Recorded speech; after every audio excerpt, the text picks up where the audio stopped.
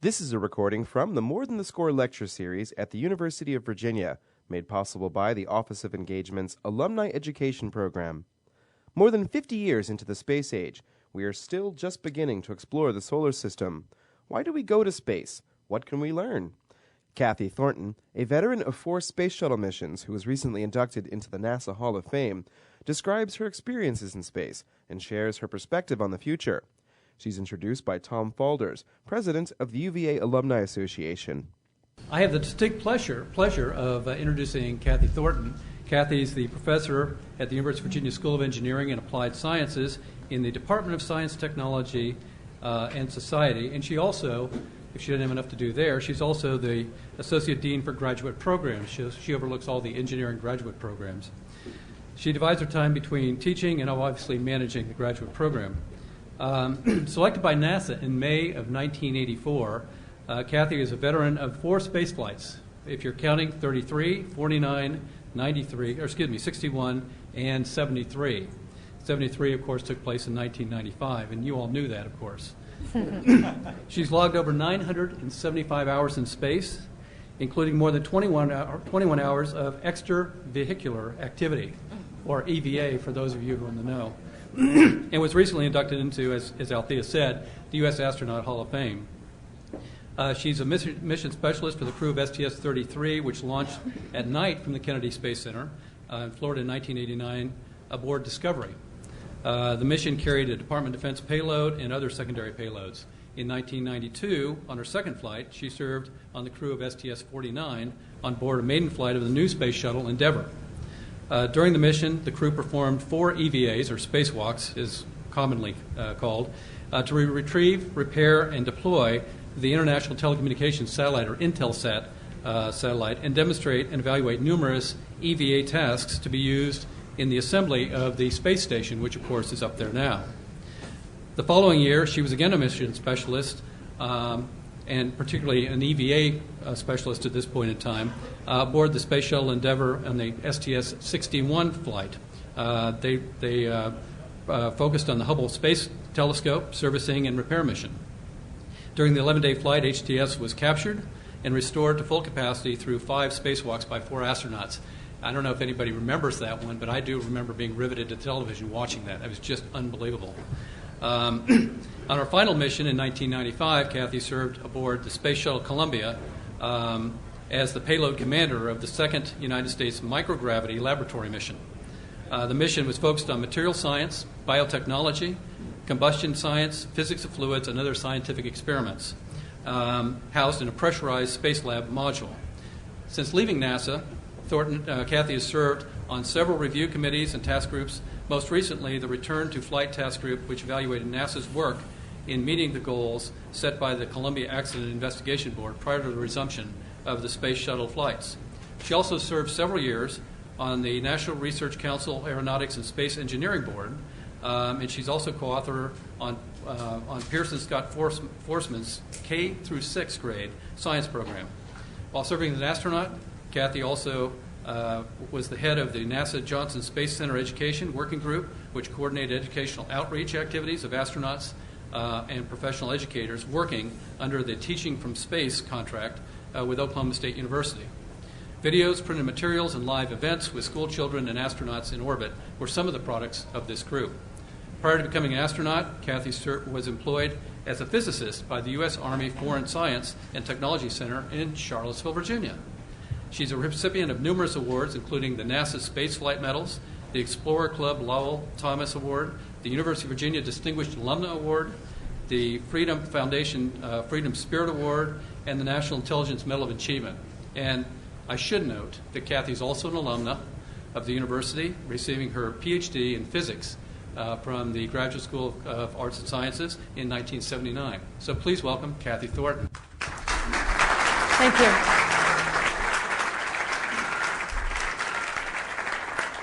Thank you. You picked a great day for a football game. Great weather out there, so for those of you who are going, I hope you enjoy that. I'd like to talk about the space program in terms of historical perspective, because that at least gives me a better idea of where we're going if we know where we've been. My Uncle Charlie died a few years ago at 95 years of age, and he remembered traveling across Arkansas in a covered wagon when he was a child. And then he watched me launch twice on the space shuttle. So that's just an amazing illustration of how much things can change in one lifetime. And I think when you think of it that way, it sort of opens up your mind to possibilities. Things that we know are impossible today are not going to be impossible when some of these children get to be our age.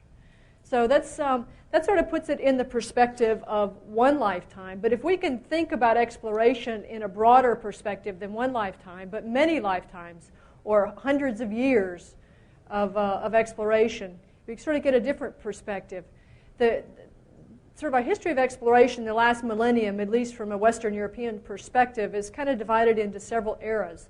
This one is illustrated by this map. This is what we in the West thought the world looked like in 1490, 2 years before a very important event.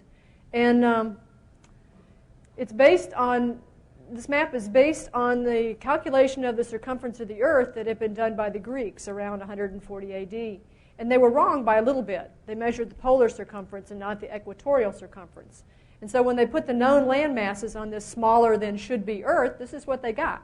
And there's not room for a couple extra continents or oceans in that. But you can see why Columbus thought it would be a swell idea to go from here around the backside, imagine this thing wrapped around as a globe, to get over here rather than doing what the other route the technology of the time enabled them to do, and that was to creep around the coastlines of all these continents to get over here. You can see that's an enormously longer journey. So he had a pretty good idea. It didn't work out quite as he had expected, but he had a pretty good idea. So this illustrates sort of age of exploration when we had the technology just to creep around the coastlines, just barely leave dry land. And then we moved into another age of exploration. This is a map from 1543, one lifetime later. And you can see how the world, or our view of the world, enormously changed in one lifetime. This is a map that depicts Magellan's voyage or expedition around the world. He started out with 5 ships and only one made it, and he wasn't on it. He was killed in the Philippines en route, which is a reminder that exploration is neither cheap nor safe, but it changes our world, absolutely changes our world. So this illustrates another age of discovery, 200 or 300 year period of discovery in the last millennium, where we had the technology to cross the great oceans of the planet. And we did a lot of that. And you notice that there's still some things missing here. You know, Australia, New Zealand, Antarctica, there's a little tip of it right there, but largely those were missing. Australia and New Zealand became part of our consciousness in the 18th century, and then other parts of Antarctica we obviously didn't explore until even into the 20th century. So this represents an age of discovery, a couple 100 year long. And then we moved into the next one, where we had the technology to cross the continents, to explore the interior of these great continents that we now knew how to sail around. This is North America before Lewis and Clark. There were other great explorers of other continents, including David Livingstone in Africa and von Humboldt in South America and some of the others I can't remember. But this age of exploration actually went into the 20th century with the exploration of Antarctica for the first time.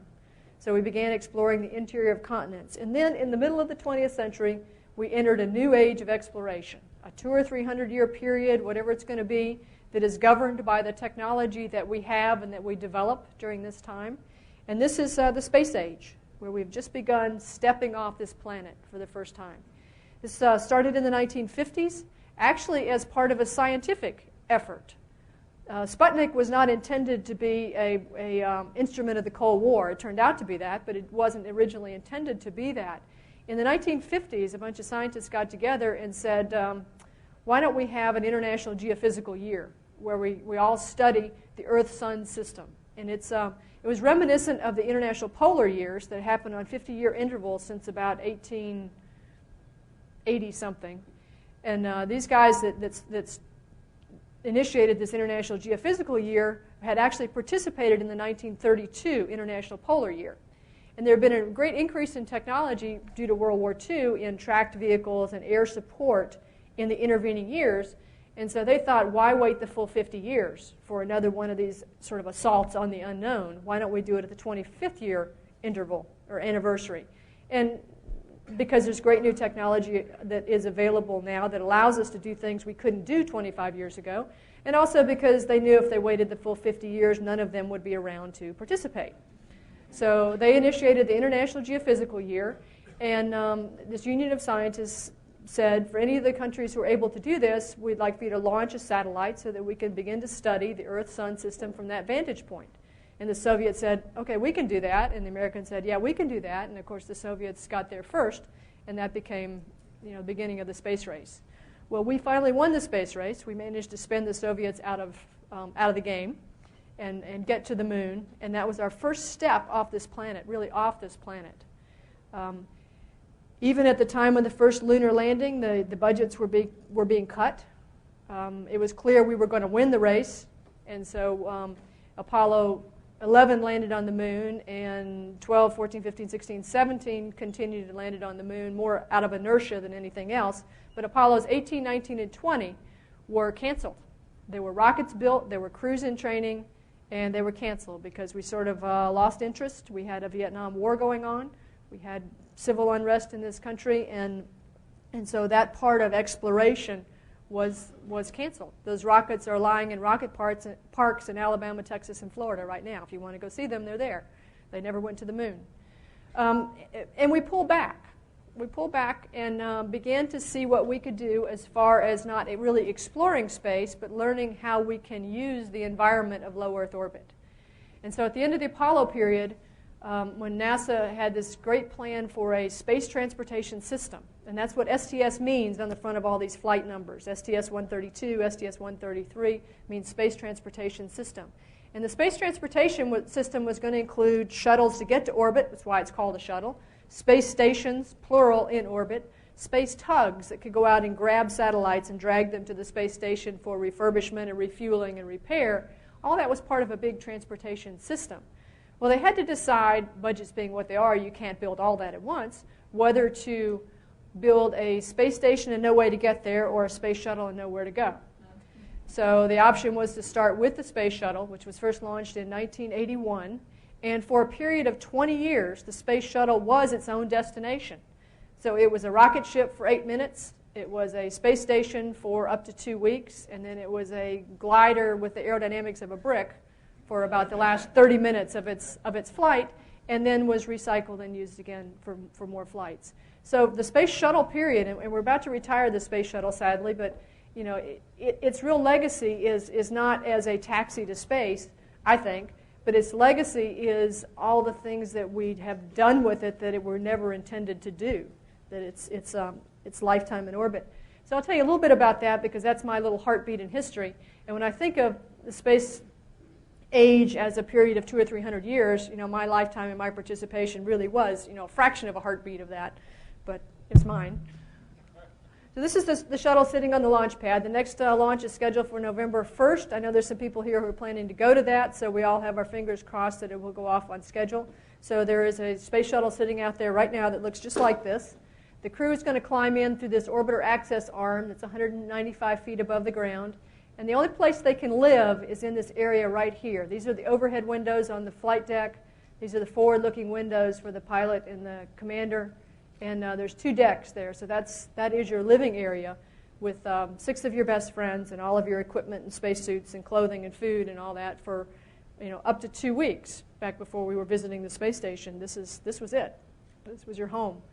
The rest of it is unpressurized, and it's held to the launch pad by 8 bolts, 4 on the bottom of each solid rocket booster, and nothing else is holding it down. And they're about this big, and after the flight, the crews get one as a souvenir. And they make great bookends because they weigh a ton. They really are. When we get ready to launch, the main engines that are on the back end of the shuttle part light 6 seconds before launch. And they have to come up to 100% power quickly, or else they shut down and we abort the launch and come back another day. And when that happens, because this is being held down by the solid rocket boosters, it actually pushes the whole stack over. There's a thrust out of the main engines, it pushes it over, and the tip of this tank moves by about 3 feet. That's how much, and you can feel it inside. When it springs back through the vertical, that's T0, that's when the solid rocket boosters light. Those 8 bolts are split apart explosively, and off you go. You know, once the solid rocket boosters light, you're going because you can't turn them off. That's one of the downsides of solid rocket booster technology is they're firecrackers. Once you light them, you can't stop them. You can't stop them. So you're going to go wherever they take you. The main engines actually burn hydrogen and oxygen, and because that's a liquid, they can throttle those. So you can turn those off or pull them back, but you can't do that. So if you ever see a launch from this angle, you're way too close. So for those of you planning to go down for November 1st, this is not the seat you want. But it does illustrate that the difference in fuel, the main engines burn a hydrogen-oxygen fuel, so the byproduct of that is just water vapor. And so you don't see much coming out of the back of that. The solids have an aluminum rubber type fuel, so a lot of junk comes out of the back of that. There's about 2 million pounds of thrust in each of the solids and 1 million in each of the main engines for about 7 million pounds of thrust on about a 6.5 million pound vehicle at liftoff. Even this is closer than you will see a launch. This was taken by one of the explosion-proof cameras up close to the launch site.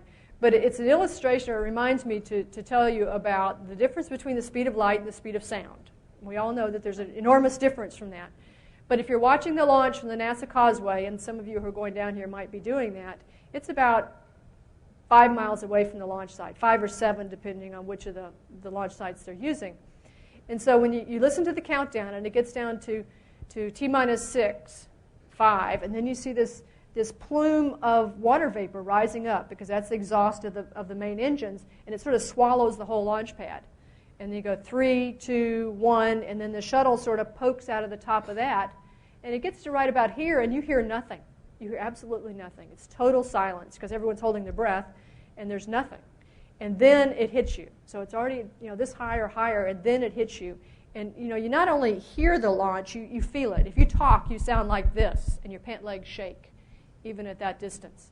So it's quite an experience to see one of these. There are only 3 more left in the manifest, and they're pretty amazing things. The shuttle continues uphill with the solids burning and the main engines for about 2 minutes until the main engines have done their job. They separate from the rest of the stack, parachute into the ocean where they get recovered and used on another flight. And for that first 2 minutes, there's a lot of vibration and shaking going on inside. Some of my friends who are pilots said that I trained for 2 years to read the engine gauges and I can't see them because your head is really bobbing around. If you can imagine being in the back of a pickup truck with a chair lying on its back, not one of these nice soft ones, really hard metal one, going down railroad tracks with a bowling ball in your chest. That's about what first stage feels like. I wouldn't recommend that you try that, but if you can imagine that, there's about that much vibration and shaking going on. And then after the solids separate, it gets really smooth. It's very like electric cart ride. No vibrations at all for the next 6 minutes, but the acceleration builds up to 3 Gs.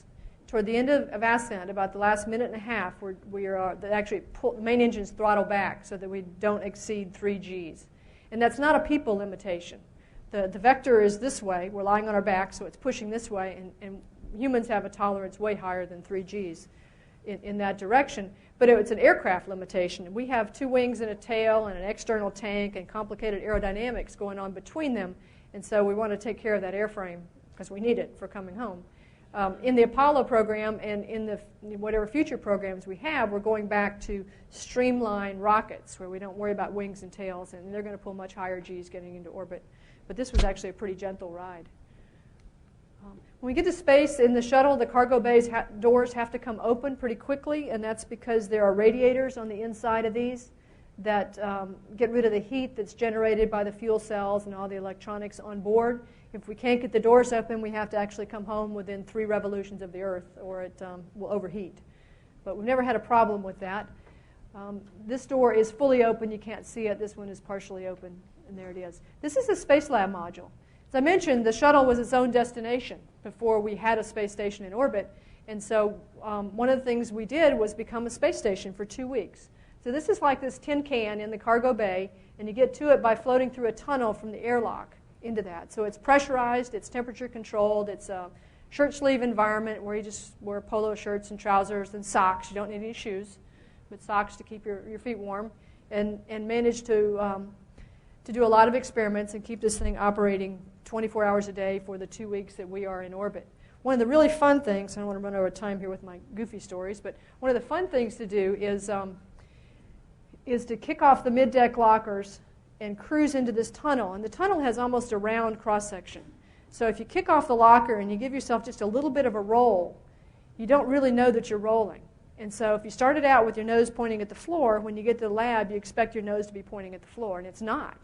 And so you look around and you're totally lost. You have no idea where you are until your eye finally catches something that your brain recognizes, and then the reference frame in your brain flips instantly. And you go, okay, I know. I'm pointed this way. But you can do that over and over and over again. We don't spend a lot of time in orbit playing, but it's pretty fantastic when you get a chance. This is the inside of the Space Lab module, and my friends Katie and Fred on my last flight, operating a number of different experiments along the walls, the ceiling, the floor. It doesn't really matter because it doesn't matter. We typically train in this environment. All the simulators on Earth, obviously your feet have to be on the floor, and so we mostly worked in that orientation because that's the way the switches are labeled and that's the way you're used to doing it. And to do it otherwise, invites an opportunity to make a mistake. But we probably did it a few times, flipped over upside down and ran some experiments. There are a lot of things that we're doing in orbit in that environment, learning to use that environment and what it's good for. Every national lab and every international lab in the world has a unique capability, something that can be done at that laboratory that can't be done anywhere else. And it may be large magnets, it may be large accelerators, it may be some other kind of instruments. But this is an environment where we get to take that troublesome G out of all those equations. For those of you who studied science and G was a complicating factor in a lot of things we did, take that out, we begin to understand those phenomena better and then can reapply it once we get back to Earth. We also study how our bodies adapt to that environment, because we will someday in this space age send people on long duration flights in space. And we need to know what changes are going to happen in their body, how can we maintain their conditioning so that when they land on Mars, for instance, they can get out and do their work, where there's not a rescue crew there to pull them out. So that's one of the reasons. The other is that some of the conditions that crew members experience in orbit are similar to conditions that we experience here. Well, the most obvious one is osteoporosis, where crew members lose about 1% of their bone mass per month in orbit. And so that's a pretty accelerated case of osteoporosis. If we can figure out how to deal with that for people in space, perhaps we can learn how to deal with that for those of us here on Earth. There are changes in our cardiovascular system, our heart volume, the way our lungs fill with air, our immune system. All sorts of changes happen in crew members, and we study them when the crew members will participate. This happens to be one physician drawing blood from another one, which I think is fair game. There were also some other really fun ones like muscle biopsies and things like that fortunately I did not get assigned to do. We also study physical phenomena in space. This is a birthday candle, and it's not because somebody had a birthday in space. It's more of a demonstration than an experiment, although we did some combustion experiments. But if you look at the shape of that, it's not the typical teardrop shape that you see on your birthday cake, because that requires gravity. Here, the hot gases from combustion go up, the cool oxygen gets sucked in the bottom, and that causes that flame to have that shape. But in orbit, where you don't have gravity making that happen, it's a more rounder shape. And if we, on some of the experiments, we actually burned drops of liquid fuel, and the liquid drop was a sphere, and it was really neat to watch because you could see the liquid drop, and you could see the area outside of that, which was the vaporized state of the fuel, and outside of that was sort of a spherical shell of flame, like candy on an M&M. And you could watch the drop shrink in size as it was being consumed until finally there was enough pollutants in that, meaning water, which is a byproduct of combustion, till it extinguished itself. So really interesting experiments that are being done to understand combustion in the absence of gravity, which is important not only for spaceflight but also for jet engines here in this environment. And we also have the space repair business and now the space construction business with the space station. This is the Hubble Space Telescope on our first visit to it in 1993. We changed out the wide field and planetary camera and some other instruments on board that. This is the wide field and planetary camera that sends back the gorgeous pictures that we see from Hubble. And when Hubble was launched, I'm sure many of you remember, there was a problem with the primary mirror, and it was sending back blurry pictures because of spherical aberration. There is a mirror in there that's about 8 feet in diameter, and it's ground too flat by about the diameter of a hair or less. And that was enough that it couldn't live up to the enormous expectations we all had for that telescope. And so when Hubble was designed, it was always intended to have visits from crew members every 3 years or so to fix things that were broken, to install new instruments as better technology or different investigations became important, and also to boost its altitude. Its altitude continues to decrease as it orbits the Earth because even at 300 miles, there's still a tiny little bit of atmosphere up there, enough to cause drag and make its altitude decrease. And so there are no jets on this thing. So somebody has to go visit it every few years and pump it back up to a new altitude. So that's what we did. That we were the first group to go visit it. And while we were there, we installed this instrument, which had on the front end of it, there's a little mirror that's about this big that has the corrective optics. So the distorted light front hits this mirror, gets corrected, and then gets reflected into the telescope, into the camera. So that was the fix for that instrument. The fix for all the rest of them was a box about the size of a telephone booth that we called CoStar. And that's me on the mechanical arm moving this, on Earth, 700-pound instrument with just fingertips. It's amazing how super strong you can be once you get up there. And that's my friend Tom inside giving directions. Although moving this thing was really, really easy, seeing where I was putting it was impossible because all I could see was silver in front of my face. And so we had directions from him and also from Claude, Nicoye, who was running the mechanical arm that I was on. And so we installed the CoStar. We also changed out the solar rays. There were problems with them. The solar rays were causing some jitter into the telescope, so we put on new solar rays. One of them, the old ones, did not roll up. They were supposed to roll up like a window shade, and we're going to bring them back. One of them did, and one of them didn't. So we brought one back, and the other one we had to throw away. So once again, I was on the arm and got to throw this thing away, and it was just amazing. It was over the deserts in the Middle East, which is probably one of the most beautiful places to look at from space because there's very little vegetation. It's just this bright gold color and the beautiful blue of the oceans. So it was over that, and we turned it loose, and it was just sort of hanging there. And then the pilot fired the jets to move us away from that solar ray. And the exhaust from those jets hit the solar ray, and it bent over almost double. And then it sprang out, and it was just this flapping thing cruising over the deserts in the Middle East. It was just incredible. It was amazing. There's some parts of that were in an IMAX movie, which are actually the best. This is a frame from an IMAX movie because the IMAX camera is about the size of a person, and it was in the window, and it was the only thing getting a picture at the time. Hubble is looking at a star that is 12 billion light years from here. It's collecting light that was created 12 billion years ago. And so it's a time machine. It's looking back in time.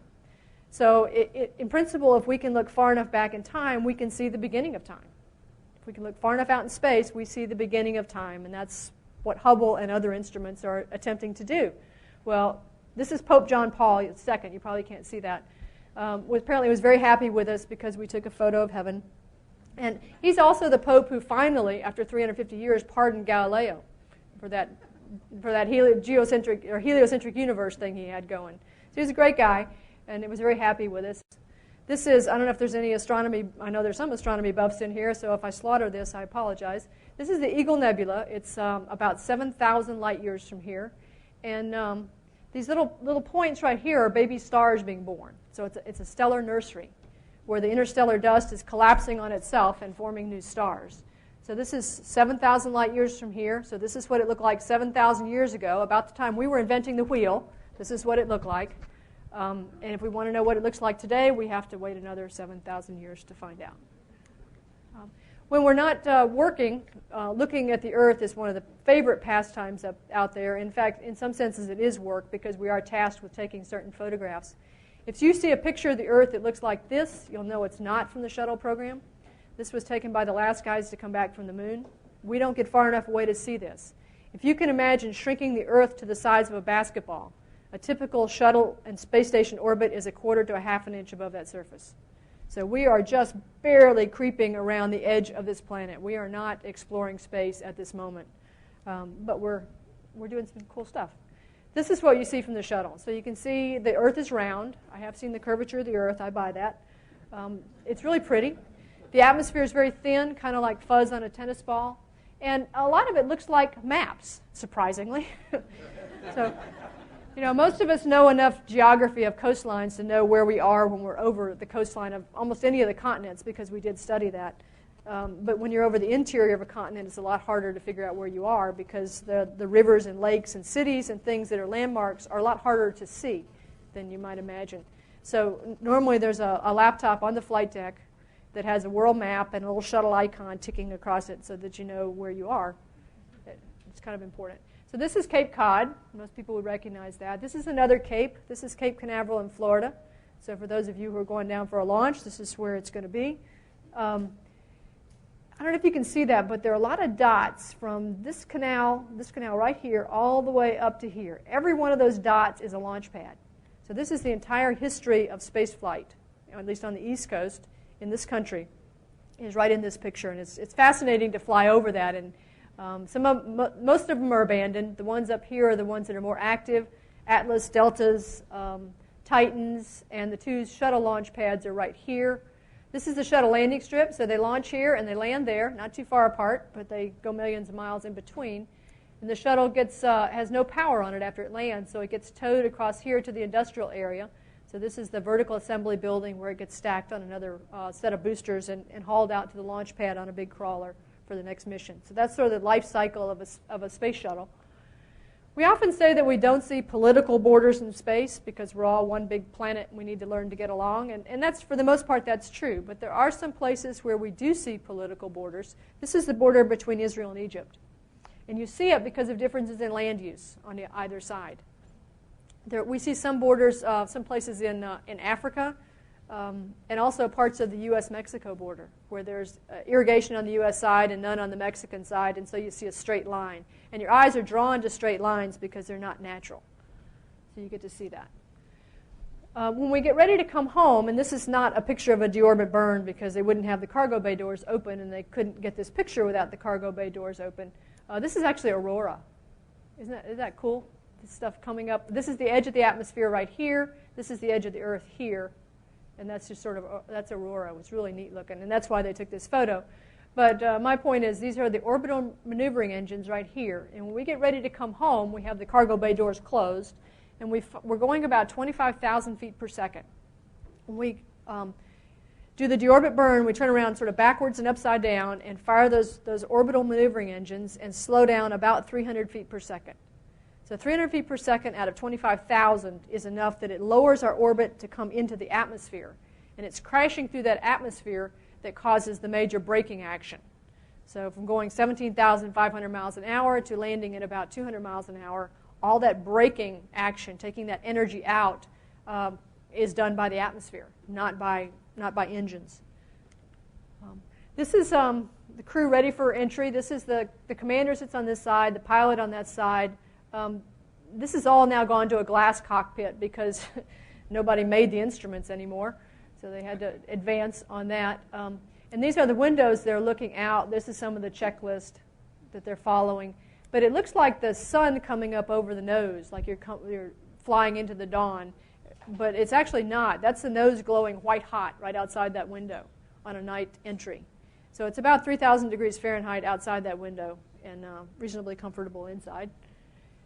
And most of the time that works, and we come home to our home port in Florida.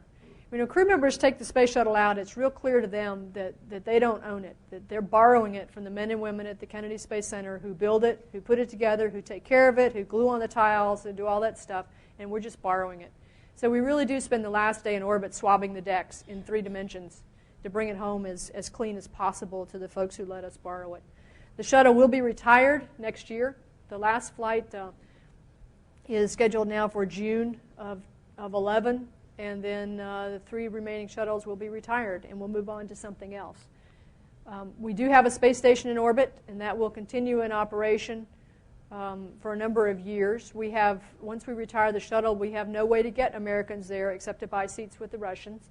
And because they're the only game in town, the price is climbing. And we knew that was going to happen. In 2004, when the vision for space exploration came out, we knew that there was going to be a gap between the time the last shuttle and the first launch of something else, whatever that something else was going to be. And it was going to be a pay-as-you-go process. And so as the program was chronically underfunded from 2004, that gap has extended out. And so I think I'm not sure what the deadline, what the times are, 2015 maybe, until we can get an American launch capability in orbit. And what that's going to be, we don't know. Up until very recently, it was going to be this Ares 1 rocket, Orion crew capsule on here. We're going back to the gumdrop-shaped capsules as opposed to airplanes, and that was going to get people into orbit and sort of be a multi-purpose capsule that could eventually take people on to the moon and Mars and wherever. That has recently been changed. The President's space vision is somewhat different, and I personally am on board with that. And that's to turn transportation of people to low Earth orbit, the taxi service, the truck service of getting people just to low Earth orbit, over to American industry. Instead of being a government program, we are trusting Russian industry. We are investing, billions of dollars in Russian aerospace industry to fly people up there. I personally think we should be investing in American industry to fly people up there, and then release NASA to do real exploration again, instead of just going around the world thousands of times. So the NASA reappropriation bill was just passed on Wednesday, and that provides a lot of money, not a lot of money, it provides some funding, or allows some funding for U.S. commercial crewed flights to space, people flights to space, to low Earth orbit, building those capabilities. And there are companies around there that are ready to do it. SpaceX is one. This happens to be a picture of the SpaceX Dragon, Falcon 9 with the Dragon capsule on the top. But there are others out there that are in the running to be able to do that, and then we could turn NASA loose for real exploration. This is an artist's concept of the Orion capsule joining up on the space station. This is an artist's concept of the SpaceX Dragon capsule joining up on the space station. So the real possibilities there for getting American industry in the game as launching people to low Earth orbit and then freeing NASA to do the really cool stuff. There is, in the new appropriation, there is continuation of the heavy lift vehicle, which will send cargoes to space that will ultimately allow us to go to the moon or another destination like an asteroid. To go to an asteroid, you have to solve a lot of the problems of flying in deep space that you have to solve to go to Mars. So there are some intermediate stepping stones that we can actually accomplish over the next decades that will position us to actually explore beyond just the Earth-Moon system. And eventually this is our ultimate destination, I think, of this era of exploration in this time. I'm intrigued by the new direction and getting NASA out of low Earth orbit for the first time in 40 years. So I think it's a positive thing. I know that there's a lot of heartbreak and job loss. Most of that was predetermined in 2004. That it was going to happen, that we were going to have a gap. And it's a painful time, but I think out of that there will be a rebirth of a new and invigorated exploration model. And not to worry, we won't run out of things to do, ever. There's plenty of stuff out there to explore, and I hope we're on a trajectory to begin to do that now. So I think we need to adjourn here and then move to another room. Thank you.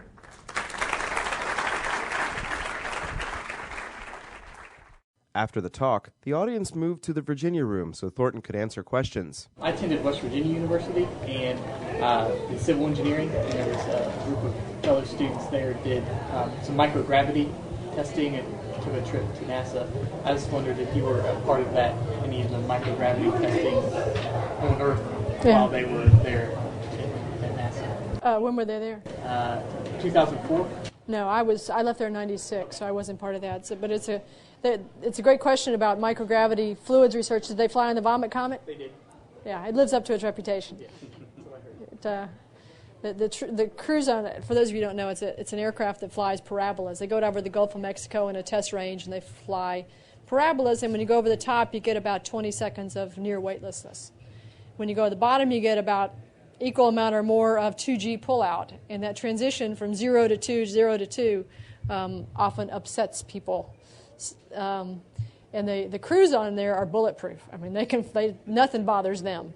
But they talk about confirmed kills. So they rate flights in terms of confirmed kills and suspected kills. But they're kind of fun. Who else? Yes. In NASA or in Apollo, they talked about getting sparkles, seeing bright specks, and it was radiation hitting the eye. Did you get that? It's a good question about. I'm doing this for the podcast. There's about flashes in your eyes up there. I did not, but some of my crewmates did, and in fact, one of them knew when we passed through the South Atlantic anomaly when he was sleeping at night, because that's a place where the magnetic field lines of the Earth dip down, and so we are above more of them, and so more of the radiation actually gets to us, and so he could sense that increase in his eyes, and I never could, but I think it's because as soon as I close my eyes, I'm asleep. He must have had trouble sleeping. I don't know, but I wanted to see that and never did. You had a question? Somebody back there did. Anybody else have? Yes, sir. Did you meet any of the other astronauts prior to your time, the ones that went to the moon on the Apollo flight? Yes, I did meet a lot of. John Young was still there when I was there, and there were reunions every couple of years, and people would come through. So it's kind of an interesting. No, I did not. It's kind of an interesting group, and then we went down to Florida this past June for the Hall of Fame induction, and there are a lot of those guys are in that, and so I got to meet some more that I hadn't met before, and hear some, lots of interesting behind-the-scenes stories. Yes. Are you involved in any lobbying activities for Congress with respect to the space program? Is there a group that is? Let's see, am I involved in any lobbying? I have called my congressman and senator a couple times in the last few weeks. I am one of the signatories. I don't know if you saw the New York Times article. There was a letter to Representative Bart Gordon from 14 Nobel laureates and a bunch of other people. I'm part of the bunch of other people that signed off on that, endorsing the Senate's appropriation bill that was ultimately also approved by the House this past week. So yeah, I do from time to time express my opinion now that I'm no longer with NASA. I'm allowed to have one. And I express it occasionally. Yes, sir. A lot of the earlier astronauts came up through the military programs and everything. How did you? What route did you take to get to becoming an astronaut? I worked for the Army here in Charlottesville, but as a civilian, and so I applied to NASA as a civilian in 1983, and just got incredibly lucky. That's all I can say. Yes, sir. So I was interested that you support the administration's new plan for space exploration. I do too, but you're an expert. So what really of the goals, going to asteroids, the moon, these Lagrange points, and so forth and so on, what do you find most exciting about those objectives? I personally think the ultimate goal is getting to Mars. And whatever intermediate steps we take to get there are less important to me, other than that they need to be intermediate steps. There needs to be some reason for going there that feeds forward to the next step, which feed forwards to the next step.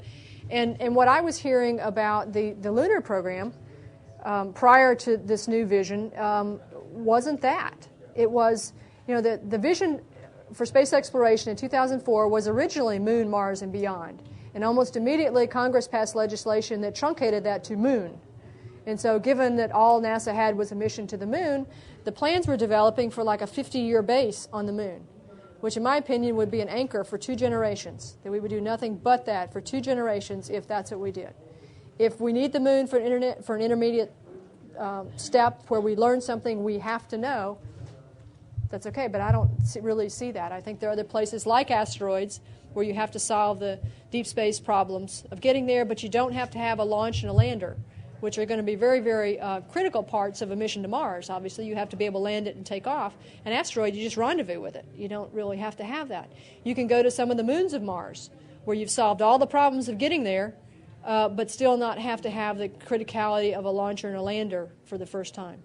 So, there are lots of not baby steps because they're all huge. There are lots of huge steps to get to this audacious goal. And I think we ought to be taking steps. That's sort of my 2 cents on it. Yes, sir. What is the science going for the next generation space transport system. We seem to be taking a step back. We're getting rid of the shuttle, going back to just a rocket. What do you see going out 10, 15 years from now as far as the next generation transport system? You know, I'm certainly not an expert on that, but I do know that one of the budgets that has been decimated over the last 6 years to continue to fund the underfunded Ares program is the technology budget. And so I think we have been robbing that for years. We've not been investing in that. And so one of the aspects of this new plan, and was partially authorized by the Senate, is more money back into advanced technology to figure out the answer to your question. You know, I don't know what it is, but unless we attempt to learn that and put money in that budget, I don't know how we're ever going to know what it is. We'll go back to flying Apollos, which actually we can't do. You know, things we did in that period we can't do now. Are we just going to advocate to the Russians on that? You said we're paying them money to... No. I think we are...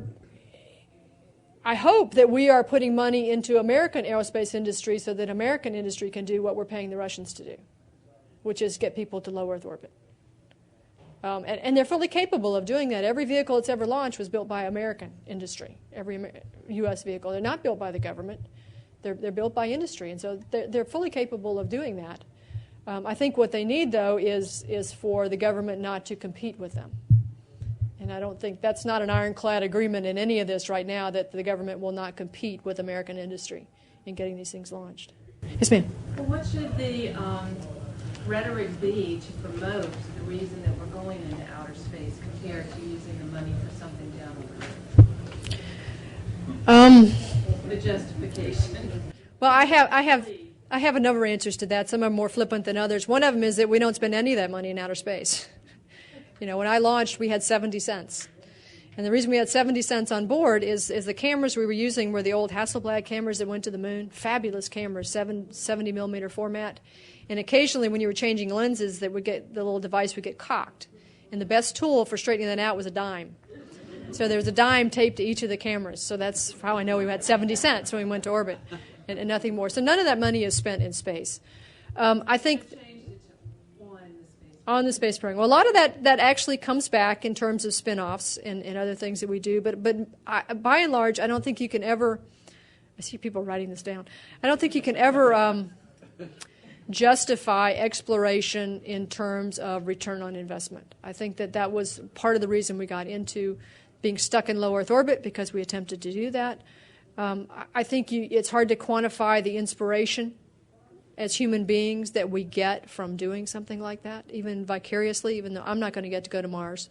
But I think it's incredibly inspiring. When I go to a class of school kids, two things can turn them on. One is dinosaurs and the other is space. And try as they might, they're not going to be dinosaurs. But there are opportunities for them in exploration, whether it's space or under the ocean or medical or whatever. There are opportunities for them there. And so I think that it's very hard to quantify that inspiration, but it is real. Yes, sir. One of the things, I agree in principle, too, with the new direction. I do think there was too much focus on returning to the moon, and I was glad to see us trying to go out to the asteroids, near-Earth objects, and work our way to Mars. But the thing I'm very worried about long-term is it does seem like decade after decade, and this is since the moon landings, year after year, the NASA budget keeps decreasing. And I'm a little worried that in 4 or 5 years we're going to say, well, we need 3 more years. We were going to stop using the Russians in 2015. Now it's going to be 2020. And at some point it just dissipates. At some point the American people, I'm just nervous about not being able to meet our goals as we proceed on this new plan. Yeah, and with good reason. It's a pay-as-you-go, as it was beginning with 2004. We will stretch out the schedule if that's what it takes to get it done in the budget. Too much year to year, right? As opposed to a longer. Hey, we're going to commit to 10 years. Here's the money. Yeah, that's hard to do. That's hard to do in a world of 4-year administrations, 2-year Congresses, and 1-year budgets. To have a commitment for a long-term project. Absolutely. Yes, sir. How much do we pay the Russians to send more of our people over? You know, when the Russians first started launching tourists or civilians into orbit, I think it was about a $20 million trip. I think it's I don't know for sure, but I'd heard 50 to 75 now. They are capitalists, and they've got the only game in town. Yes, sir. From Earth orbit to Mars and back, do you anticipate nuclear rockets being used for that to cut down the time and whatever? I personally don't, but it's certainly an option because if you can get there faster, you can get back faster. Yeah, absolutely. But it's one of the technologies that needs to be further developed, not just for human spaceflight, but even for the robotic missions. In order to get to some of the outer planets, we have to have things like that, RTGs in particular. But there's...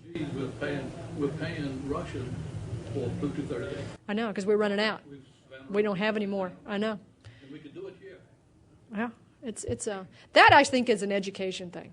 You know, it's fear about nuclear power and nuclear energy. You know, in Europe they have lots of nuclear power plants, but they will not touch genetically engineered food.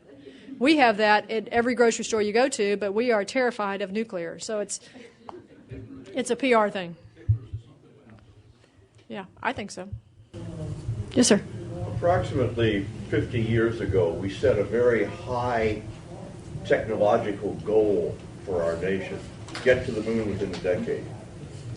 That goal drove a tremendous development of technology that put us at the technological forefront of the world.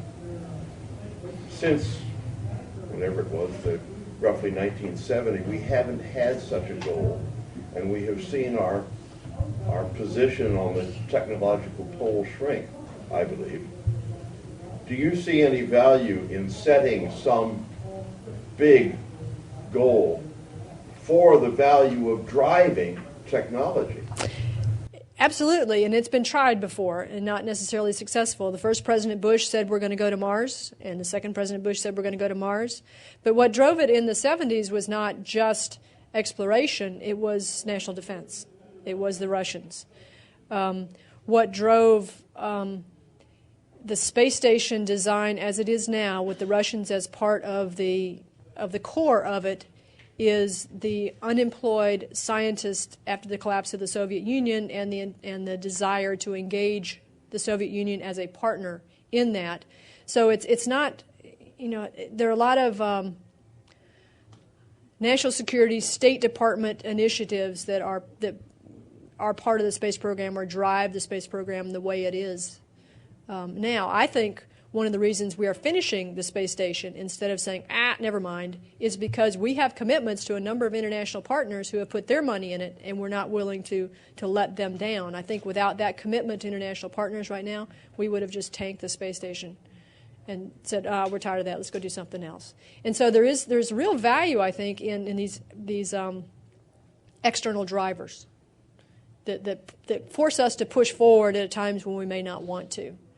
You know, I wouldn't want to see another Cold War to do that, but you know, international cooperation, it becomes one of those drivers that keeps us on track when we maybe don't want to be on that track anymore. Yes, sir.